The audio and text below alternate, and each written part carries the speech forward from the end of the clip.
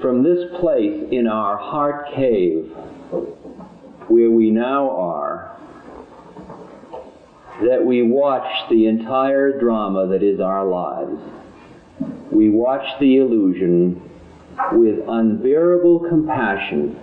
Compassion meaning empathy, meaning a true understanding of how it is. A kind of empathy you can only have when you have quieted your mind down enough and transcended your ego enough so you can hear how it really is. So when you are with a candle flame, you are the candle flame.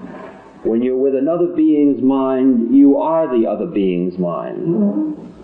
When there is a task to do, you are the task. The mindless quality of total involvement that only comes when the ego is quieted and there is no attachment. It is only when you reside quietly in your own Hridayam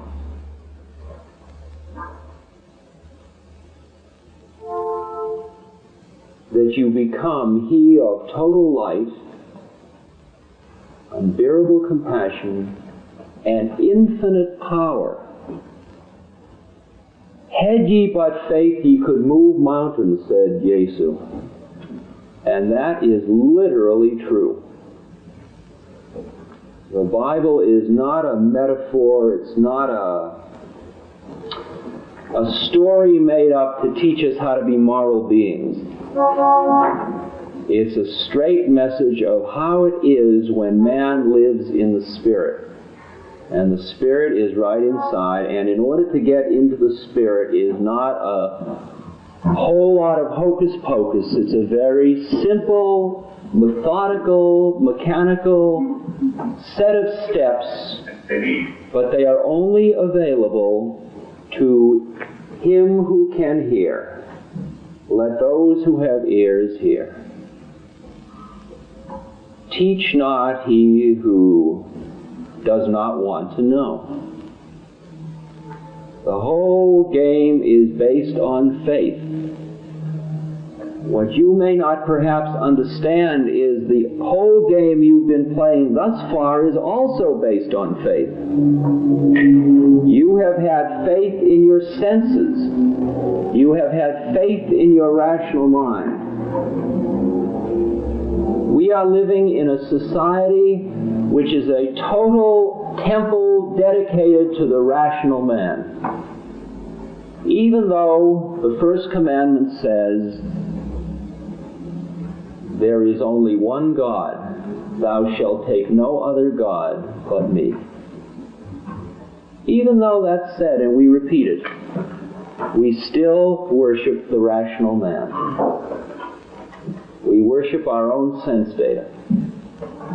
It's only when you see the assumptions you've already been functioning on that you can start to extricate yourself. You have got to have heard the first message before any of the keys open anything, because you don't even know there are doors until you've heard the first message. Georges Gurdjieff, who was a Westerner who went this entire trip, or at least a large part of it,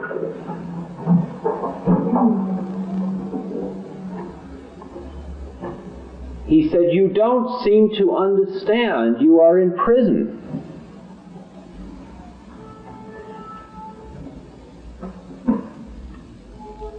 He said, if you were to get out of prison, the first thing you must realize is you're in prison.